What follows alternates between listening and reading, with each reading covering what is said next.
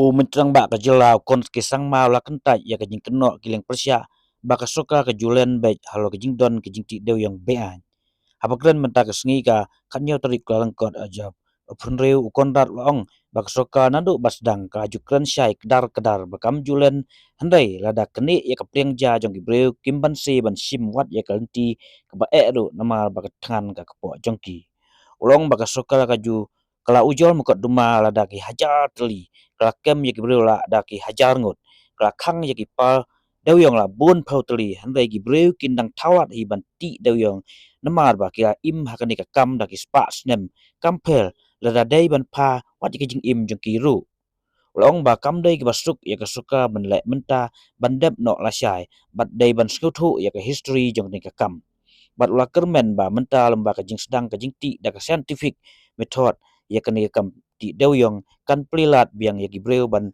penim biang ye ka kamai ka ji jongki.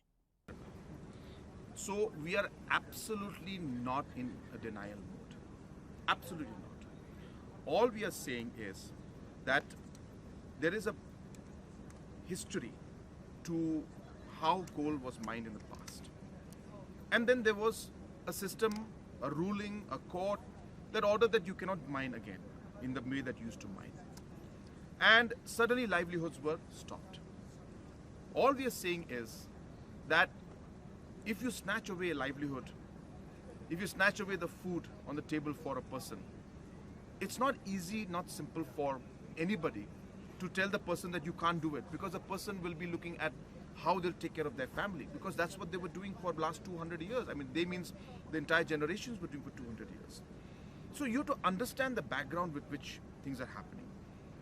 But as a government, it is our duty to implement the law.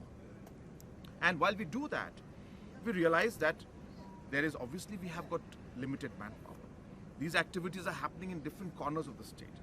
So what I'm trying to tell you is that we are not denying anything. We're not in denial mode. Our government has filed more than 1,000 cases against people who have been doing illegal mining. You know, thousands of people have been arrested. Thousands of people have been charge sheeted. Many people have been put behind bars. Mines have been closed.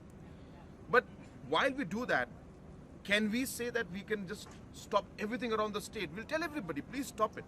But what I'm saying is, because of the history of how things have been and the dependence of the livelihood of people on this sector for hundreds of years, it is not the simplest thing to just simply expect people to stop doing it from tomorrow because a court order comes in.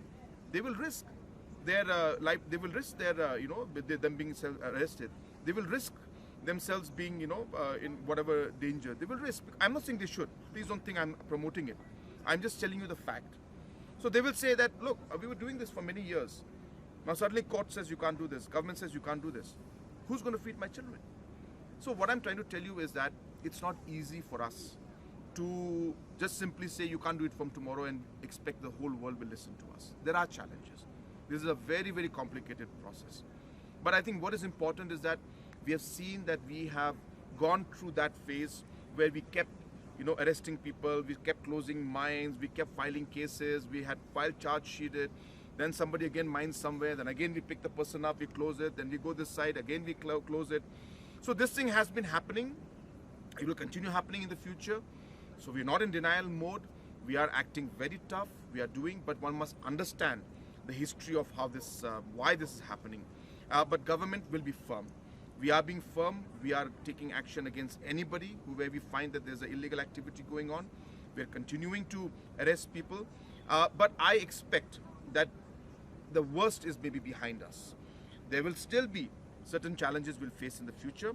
But because of the fact that scientific mining is now in place, mines are being now given out on, officially by the government. The court case has been, Supreme Court has given order to lift the ban, so on and so forth. I expect that we are in that transition mode where slowly and steadily we are moving in the right direction, and maybe in the coming years we will see this entire illegal activities completely die down and we'll have a scientific approach. It's a transition, it's a process, it takes time, and while that happens, challenge is always there. Thank you.